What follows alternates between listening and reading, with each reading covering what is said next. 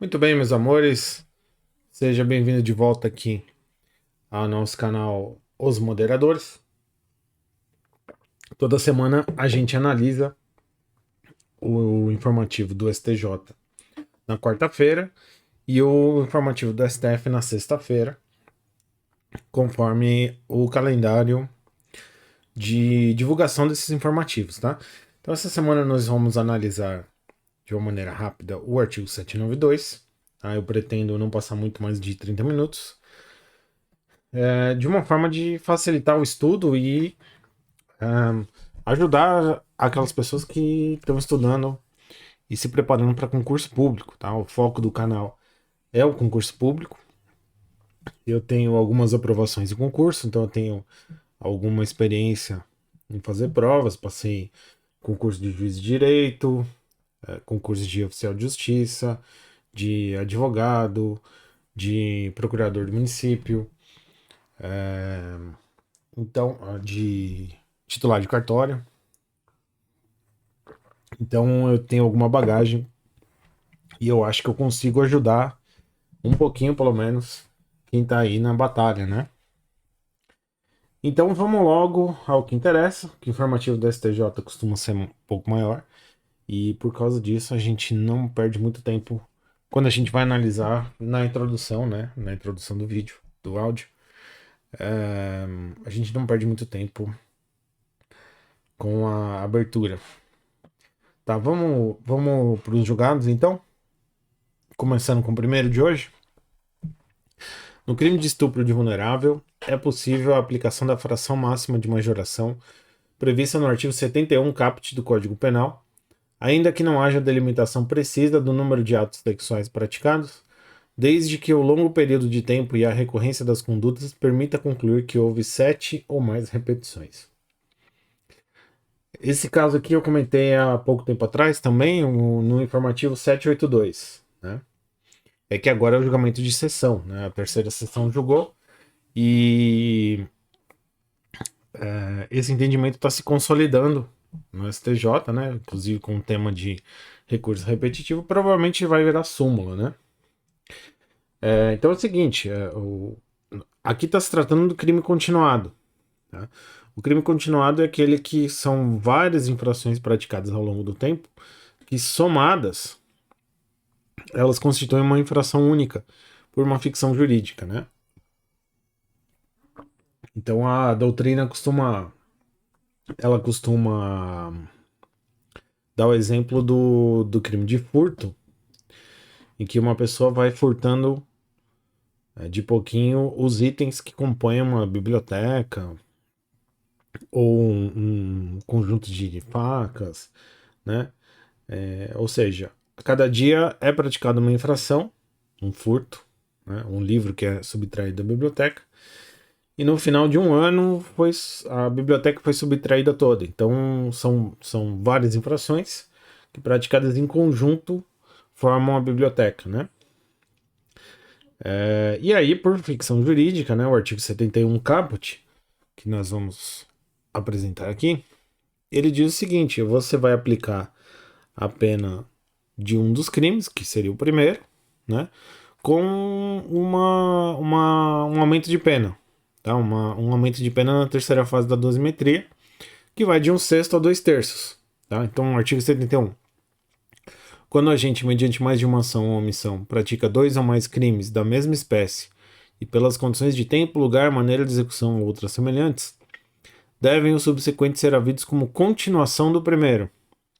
Aplica-se-lhe a pena de um só dos crimes, se idênticas ou a mais graves se diversas, aumentar em qualquer caso de 1/6 a 2/3. Né? Então, o que o STJ está dizendo ali naquele julgado é que se acontecer um crime de estupro contra vulnerável, que é uma coisa que não é raro de acontecer, né? Dentro de uma relação doméstica, em que acontece um abuso mais de uma vez ao longo do tempo, tá? Às vezes anos, acontecendo aquela situação terrível, né? E aí o que se deve aplicar? Deve aplicar a pena do primeiro, tá? Com a continuidade dos outros. como se fosse um crime único por ficção jurídica, tá? E aí, na terceira fase da dosimetria, o juiz vai aplicar 1/6 a 2/3 de aumento de pena. E qual é o critério que ele deve aplicar, tá? É assim, puxa, foi um crime terrível, vamos botar 2/3. Não, porque essa fase não é para isso, né? A terceira fase da dosimetria, ela vai analisar as causas de aumento de pena. As circunstâncias judiciais ficaram já na primeira fase, né, da dosimetria, e não na terceira. Então, normalmente se usa uma tabela objetiva, conforme a quantidade de crimes praticados e o aumento de pena. Então, começa em 1/6, depois vai a 1/3, e assim vai subindo até chegar em 2/3, conforme o número de infrações. E o STJ chegou na seguinte conclusão: olha, se ficar comprovado que houve mais de 7, aplica o máximo, entendeu? No informativo anterior, no informativo 782, tá? A sexta turma, se não me engano, chegou à conclusão de que não precisa comprovar a quantidade de crimes, né? Basta assim, olha, foi uma coisa prolongada no tempo que se tornou inviável a comprovação, mas que se comprovou, por exemplo, 2 anos daquela prática de abusos reiterados. Então aplica o máximo. Tá? Agora, no julgamento da terceira sessão, eles entenderam que precisa haver pelo menos a prova de que houve mais de 7. Tá? E aí mais de 7 por conta dessa escala objetiva de quantidade de crimes. Tá? Então, um crime é 1/3, é 1/6, 2 crimes é 1/3, né? Aumenta um pouquinho, aumenta um pouquinho, aumenta um pouquinho, aumenta um pouquinho, aumenta um pouquinho, até chegar no sétimo, e aí no sétimo é o máximo. Tá? A partir do sétimo, a partir da sétima recorrência, né? Oitavo, nono, 10º abuso, você vai aplicar sempre o máximo. Tá? Então você não precisa ficar provando quantas vezes houve, né? Se for mais de 7, então você já aplica logo a quantidade máxima e segue o barco, né? Vamos para o próximo julgado. O crime de apropriação indébita previdenciária, previsto no artigo 168-A, parágrafo 1º, inciso 1 do Código Penal, possui natureza de delito material, que só se consuma com constituição definitiva, na via administrativa, do crédito tributário, consoante disposto na súmula vinculante número 24 do Supremo Tribunal Federal. Então, é o seguinte, os crimes tributários, eles se dividem nos crimes materiais ou formais, né, conforme a súmula vinculante do STF, né? Lembrando, o crime material ele tem resultado naturalístico e o crime formal ele basta a simples conduta do agente e a consumação independe do resultado naturalístico, né? Então, por exemplo, um homicídio é necessário que haja um cadáver. Então, ele é um crime material, né? Um furto é necessário que tenha uma res furtiva, tá? Crimes materiais. Agora, existem outros crimes que não dependem de resultado naturalístico. Por exemplo, crime de injúria, né? A pessoa xinga a outra no trânsito ali e tá praticado, não tem resultado, né? Não tem resultado naturalístico. E ainda tem os crimes de mera conduta, tá? Que nós não vamos entrar nessa distinção, porque não é relevante aqui nesse julgado. Mas o que interessa para nós é o seguinte: os crimes tributários, existem alguns que são formais, existem outros que são materiais. Onde a gente vai ver isso? Na súmula vinculante número 24, que ele vai dizer: não se tipifica crime material contra a ordem tributária, previsto no artigo 1º, incisos 1 a 4, da Lei 8.137 de 90, antes do lançamento definitivo do tributo. Então, na Lei 8.137, tem os crimes tributários. No artigo 1º, inciso 1 a 4, tem alguns crimes ali, né? Por exemplo, fornecimento...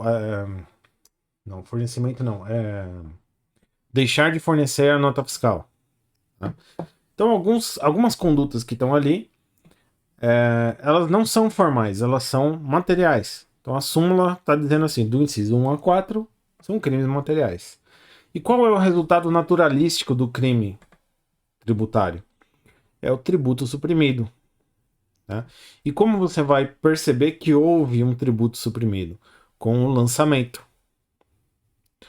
Então, o que a súmula vinculante está dizendo é o seguinte: enquanto não houver lançamento, não tem um crime tributário.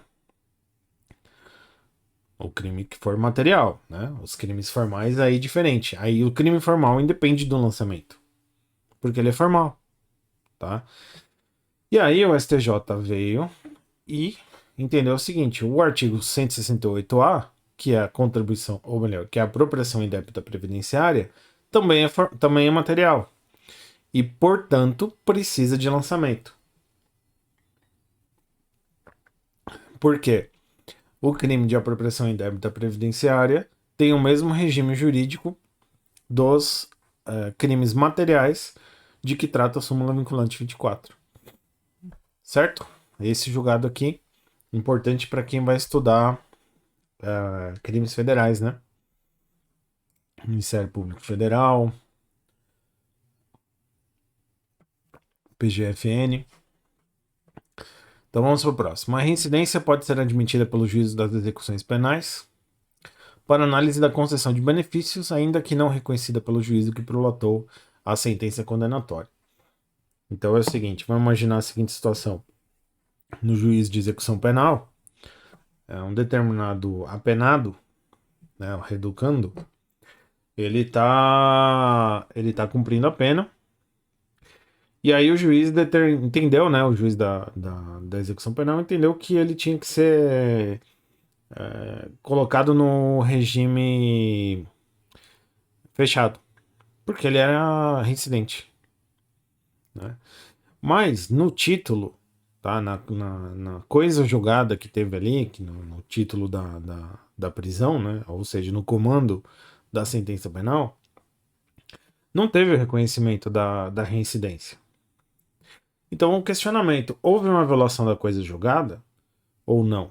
E se houve uma violação da coisa julgada, essa violação é prejudicial ao réu? Ela pode ser aplicada? Então, o STJ diz que sim, porque faz parte do juízo de aferição da execução esses quesitos, porque o juiz da execução ele unifica as penas. E quando ele unifica as penas, ele pode perceber ali que tem de fato uma reincidência. Tá? Então não tem nenhum problema. Isso faz parte do feixe de atribuições da competência do juiz da vara de execuções penais. Tá? Aplicação da reincidência, ainda que não haja o reconhecimento da reincidência na sentença penal. Próximo. A administração pública é obrigada a divulgar permanentemente edital de credenciamento em sítio eletrônico, somente após a vigência da nova lei de licitações e contratações administrativas. Então ficou, até deu uma parada aqui para fazer um suspense, né? Ficou truncado. Se você ler ao contrário, você vai entender. Somente após a vigência da nova lei de licitações e contratações administrativas, a administração pública é obrigada a divulgar permanentemente o edital de credenciamento em sítio eletrônico. Tá? A discussão era saber se a administração pública tinha que divulgar aqueles editais de credenciamento de leiloeiros, tá? Do leiloeiro público. Tá? Os leilões na lei nova, eles podem ser feitos de duas formas. Ou pelo leiloeiro público, que é aquele auxiliar do comércio, tá? Ou pelo próprio servidor. Se ele for feito pelo leiloeiro público, ele é preciso fazer um edital de credenciamento para ser escolhido quem vai ser o leiloeiro, tá? E aí é preciso a divulgação desses editais de credenciamento. Só que o que acontece? A lei, embora esteja em vigor, ainda nós estamos seguindo um regime híbrido até o final do ano, até o final desse ano, né? Porque o artigo 193 da Lei 14.133, coloquei um 3 a mais aqui, 14.133, ele diz o seguinte, ó: revogam-se em 30 de dezembro de 2023 a Lei 8.666, a Lei 10.520 e a Lei 12.462, o artigo 1º, 47A, tá? Então, fica facultado à administração pública a seguir qualquer uma das duas leis, por enquanto. Tá? E aí o que vem o STJ no julgado, ele diz o seguinte, olha, se a administração pública ainda está seguindo o regime da Lei 8666, o que ela pode fazer até dia 30 de dezembro de 2023, então ela está desobrigada a ficar publicando o edital de credenciamento de leiloeiro. Só isso. A partir do momento em que ela inequivocamente passa a editar, ou melhor, passa a adotar a Lei 14.133, aí ela vai seguir as prescrições dali daquela lei. Inclusive, vai ser obrigada a divulgar esses editais de credenciamento. Próximo julgado. O reconhecimento da prescrição da pretensão impede tanto a cobrança judicial quanto a cobrança extrajudicial do débito. Esse julgado aqui é interessante porque ele traz algumas mudanças aqui de entendimento e de perspectiva mesmo, né? Quando eu comecei a advogar, por exemplo, logo que eu saí da faculdade, eu me formei em 2002, né? Então eu estudei o Código Civil de 16, e quando eu me formei, entrou em vigor não, né? Ele teve a vacácio, mas ele foi editado o novo Código Civil. Então eu estava no finalzinho da faculdade e tinha que entregar o meu TCC, e veio o novo Código Civil e meu professor falou assim, ó, faz tudo de novo, não dá para aproveitar nada. E aí acabei perdendo mais 6 meses, né? Mas enfim, logo que eu comecei a advogar, né? Passei no concurso público, comecei a advogar para uma autarquia que fazia cobranças de execuções fiscais, né? E aí a gente costumava fazer assim, a gente cobrava extrajudicialmente, tentava baixar o passivo ali, né?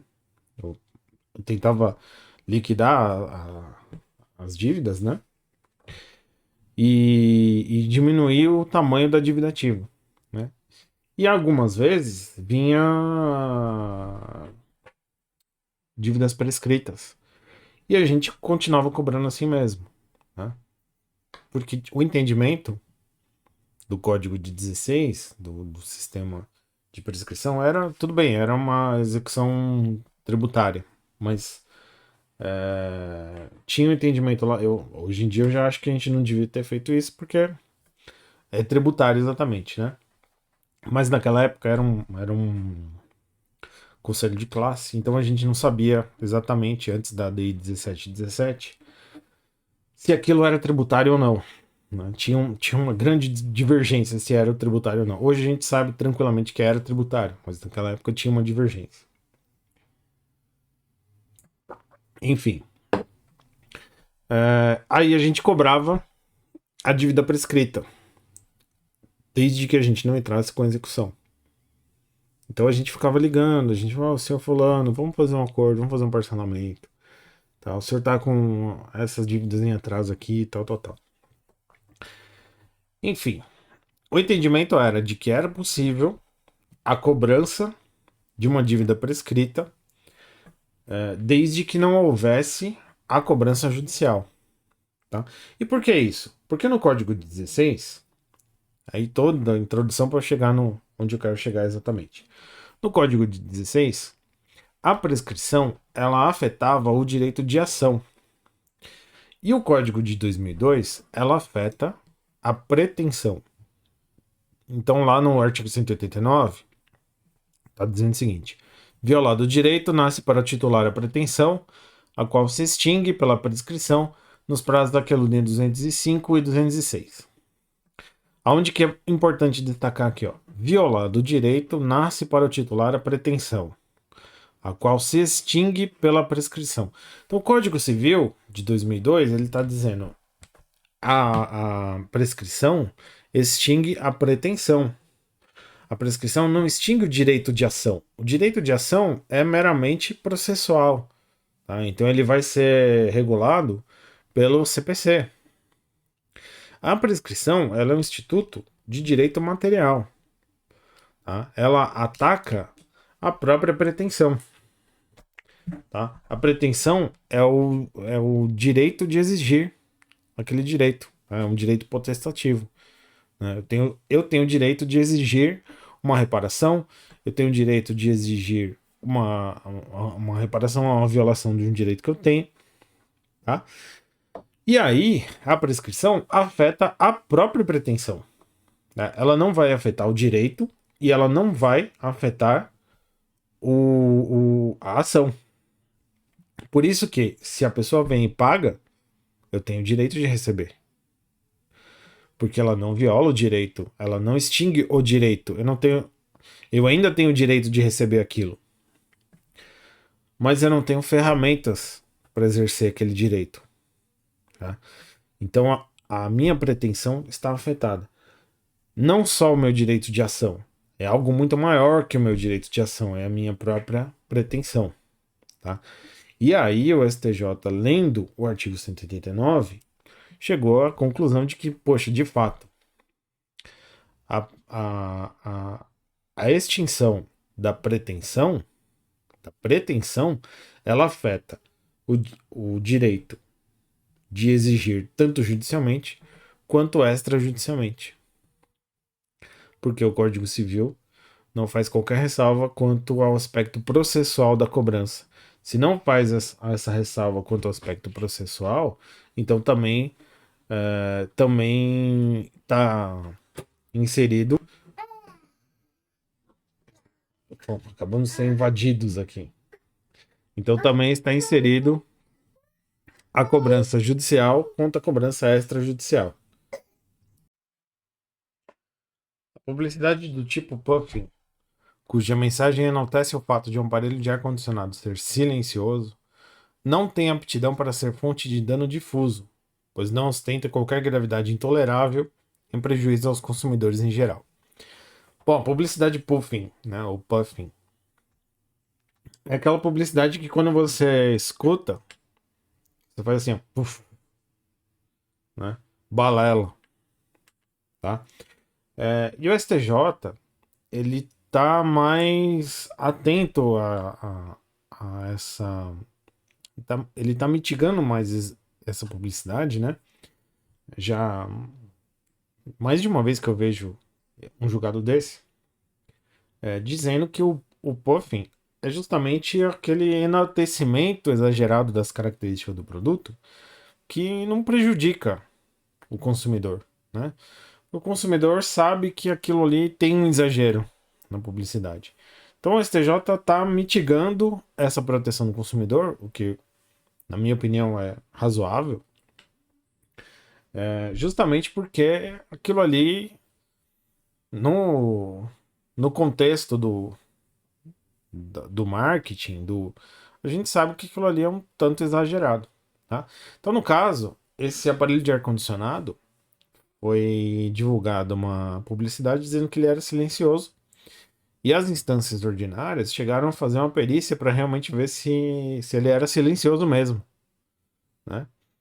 E o STJ falou assim: não precisa disso. Né? Não precisa ficar provando se é ou se não é silencioso. Pô, isso daqui tem um certo exagero na publicidade, mas esse certo exagero não faz mal para ninguém. Né? Não ostenta qualquer gravidade intolerável em prejuízo aos consumidores em geral. Tá? Claro que se especificamente houver uma comprovação de que ali teve um, um, um prejuízo, né, individual, mas isso vai ser feito individualmente, tá? Não em uma ação coletiva. Tá? Esse exagero é tolerável, esse exagero na publicidade, tá? É tolerável. É possível a utilização no ordenamento jurídico pátrio de ações encobertas, controladas virtuais ou de agentes infiltrados no plano cibernético, inclusive via espelhamento do WhatsApp Web, desde que o uso da ação controlada na investigação criminal esteja amparada por autorização judicial. Então é o seguinte, na Lei 12.850, em 2019, teve uma alteração importante que falava a respeito do agente infiltrado cibernético. O que é o agente infiltrado cibernético? É aquele que vai entrar nas organizações que atuam no âmbito digital. Tá? Então, por exemplo, redes de pedofilia, ele vai entrar em quadrilhas que fazem golpes de clonagem de cartão de crédito, o golpe do Pix, né? Então, são crimes cibernéticos, né? São crimes praticados pela internet, em que um agente entra naquela quadrilha e vai tentar colher informações para desmantelar aquela quadrilha, tá? E por outro lado, existia até mais ou menos 2019 por ali aquela questão do grampo no WhatsApp, tá? Por quê? Existia, né? Porque o WhatsApp passou a utilizar a criptografia. E com a utilização da criptografia, não é possível você verificar o teor daquelas conversas, tá? Então, o que alguns agentes da polícia começaram... Alguns agentes começaram... O português tá ruim. O que alguns agentes começaram a fazer, né? Eles começaram a utilizar o WhatsApp Web do criminoso, tá? E aí, obviamente, veio o questionamento. Seria lícita a utilização desse WhatsApp Web, do espelhamento do WhatsApp Web, né? Como uma forma de contornar a criptografia do WhatsApp, né? Então vamos dar uma olhada aqui, ó, no artigo 10A. Será admitida a ação de agentes de polícia infiltrados virtuais, obedecidos os requisitos do caput do artigo 10, na internet, com o fim de investigar os crimes previstos nesta lei e a eles conexos, praticados por organizações criminosas, desde que demonstrado sua necessidade e indicados o alcance das tarefas dos policiais, os nomes ou apelidos das pessoas investigadas e, quando possível, os dados de conexão ou cadastrais que permitam a identificação dessas pessoas. Ou seja, o artigo 10A permitiu justamente o agente infiltrado no plano cibernético, tá? E aí a questão é justamente com relação ao WhatsApp Web. E que o STJ concluiu que sim, que é possível a utilização do WhatsApp Web, tá? Porque se é permitido mais, né? Quer dizer, se o agente infiltrado pode entrar na quadrilha, no bando, e começar a praticar a conversas ali e conseguir as informações, o WhatsApp Web, que é o menos, né? Na verdade, ele se equipararia mais à escuta telefônica, tá? Só que a escuta telefônica, ela já tá ficando obsoleta, né? Ninguém quase usa mais o telefone, todo mundo usa as mensagens. E aí, por conta disso, inclusive o julgado fala da escuta telefônica, né? Por conta disso, o STJ entendeu que é possível esse meio de prova, tá? Então, é possível a utilização do WhatsApp Web, em que há um espelhamento, né? Ou seja, o computador da polícia fica copiando o que se passa no WhatsApp do investigado, tá? Só que não é de qualquer jeito, tá? É preciso todos aqueles requisitos da ordem judicial, do prazo, tá? Do detalhamento da conduta, né? Tudo aquilo que é preciso para fazer uma ação controlada, tá? Não é assim de qualquer jeito, vamos grampear esse cara aqui, não. Tem que ter o pedido, tem que ser deferido pelo juiz, tem que ter o prazo que vai durar a investigação, tem que ser, né? Então é possível observados esses requisitos. É inviável fixar na esfera penal a indenização mínima a título de danos morais sem que tenha havido efetiva comprovação do abalo à honra objetiva da pessoa jurídica. Então esse aqui foi o seguinte, tá? Houve um roubo de carga no caminhão. E aí, na sentença penal, por conta do artigo 387, o juiz, ao proferir a sentença condenatória, fixará o valor mínimo para a reparação dos danos causados pela infração, considerando os prejuízos sofridos pelo ofendido. Houve uma fixação ali do dano moral com relação ao dono da carga, que era uma pessoa jurídica. E aí o STJ disse, olha, não dá. Tá? Você precisa ter pelo menos um início de prova, né? Você precisa ter alguma prova de que teve realmente um dano moral a essa pessoa jurídica. A gente sabe, né? Conforme súmula, a pessoa jurídica pode sofrer dano moral, sim. Mas a bala moral que a pessoa jurídica sofre, ela tem natureza objetiva. Porque a pessoa jurídica ela não tem a honra subjetiva, ela tem a honra objetiva só. Tá? Então a pessoa jurídica não fica em depressão, a pessoa jurídica não fica magoada, né? A pessoa jurídica tem, por exemplo, perda de clientes. Tá? Ela tem uma reputação, sim. Né? Se você colocar uma avaliação lá no Google Maps, uma avaliação indevida, esse restaurante não presta. Né? Encontrei uma barata na sopa, que nem um amigo meu lá outro dia. E aquilo não é verdade, aquilo é difamatório, né? Aquilo então tem um dano moral a ser indenizado ali, tá? Mas, ou seja, só no aspecto objetivo, tá? Não no aspecto subjetivo. Então o que o STJ exige na fixação da indenização mínima da sentença penal é que precisa ter uma prova de que houve um abalo à honra objetiva da pessoa jurídica. E aí o, o próprio informativo dá um exemplo. Por exemplo, a quantidade de roubos em determinado estabelecimento acaba afastando a clientela. Tá? E isso é uma espécie de dano moral objetivo. Tá? Agora, num roubo de carga, que aconteceu numa cidade, numa estrada, né? Aquilo ali você precisa comprovar que realmente houve um dano moral. Tá?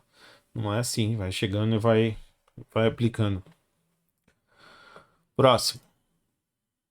A recusa do detento em aceitar alimento que julga impróprio para consumo, quando realizada de forma pacífica e sem ameaçar a segurança do ambiente carcerário, não configura falta grave. Então é o seguinte: vamos imaginar o preso em greve de fome. Ele fala: não vou comer essa comida que tá aqui. Eu quero mudar de regime. Eu tenho direito ao semiaberto. O juiz não julgou ainda. Então eu não vou comer e ele começa a jogar comida no guarda, né? Aí o artigo 50 diz o seguinte: comete falta grave, condenado a pena de privativa de liberdade que incitar ou participar de movimento para subverter a ordem ou a disciplina. Então, essa situação que eu narrei agora é uma, tá? A situação de julgado foi o seguinte: o indivíduo está lá preso e aí ele chegou a quentinha dele, na hora que ele abriu, ele falou assim: ah, não, isso aqui não dá pra comer não. E deixou no cantinho dele lá. Falou, ó, isso aqui deixa. Hoje eu não vou comer isso aqui não, porque não tá dando. Tá? E ficou quieto lá, sabe? Não causou furdúncio, não jogou comida em ninguém, não causou distúrbio, não quis ameaçar a segurança de nada. Ele só falou: ó, isso aqui não dá não. Tá? Não vou comer isso não, tá estragado. Então, isso é falta grave? Para o STJ, não é falta grave. Tá? O preso tem o direito de recusar a comida, ele tem o dever de ser alimentado, tá? E ele tem o direito de recusar esse alimento, tá? Desde que ele faça isso de uma forma pacífica e não ameace a segurança do ambiente onde ele está. Tá? Não, você não vai dar uma falta grave nele por causa disso. E aí, encerramos o informativo 792, de 24 de outubro de 2023. Muito obrigado a todos que estão comentando, que estão elogiando, que estão incentivando. Isso é muito bom, sabe? Eu estou realmente agradecido e espero ajudar a todos aí que estão na pegada de vários concursos que vão sair em breve. E é isso aí.